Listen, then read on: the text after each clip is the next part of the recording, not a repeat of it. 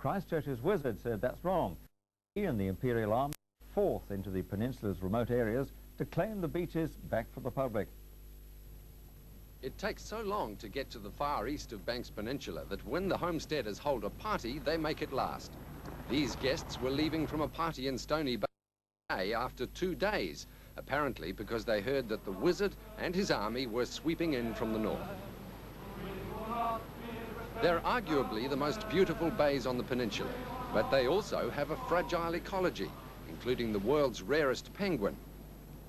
Penguins don't usually mix well with the trappings of civilization, though there are exceptions. The result?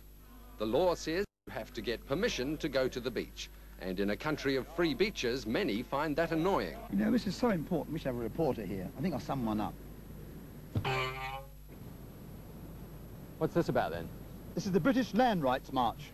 And it's not. He's using a map drawn up in Queen Victoria's time, which shows roads going through all these bays.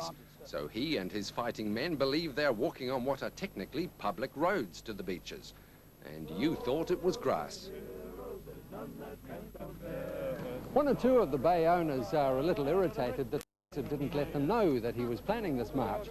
But then most of the owners are not exactly up in arms. At the Armstrongs in Stony Bay, they were recovering from the party and more than a little relaxed about the Wizard's march. Mark and Sonia Armstrong almost approved of the Wizard's campaign. They've been giving free access to their beach anyway. Yes, we have, but we always sort of keep one eye on what's happening, trying to protect the bird life. So it's tempting to think that the Wizard lost his way on this one, as well as losing his army temporarily. After all, sightseers are getting to see most bays and beaches. But the Wizard pressed the attack by saying that's not the point. He says it's right over the top that you should have to ask permission to go to a beach.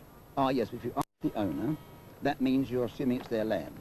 Now, people could take a dog or, you know, and that could be very detrimental to, say, the yellow-eyed penguin population. But the Wizard and his army pressed on, buoyed by the old fighting spirit, the British way, and more than a little discipline. Well, they like suffering, and the young men have always enjoyed suffering. In Stony Bay, they stopped blowing the bugle so as not to scare the penguins, which was undoubtedly a moral victory of sorts. Michael Brown for the...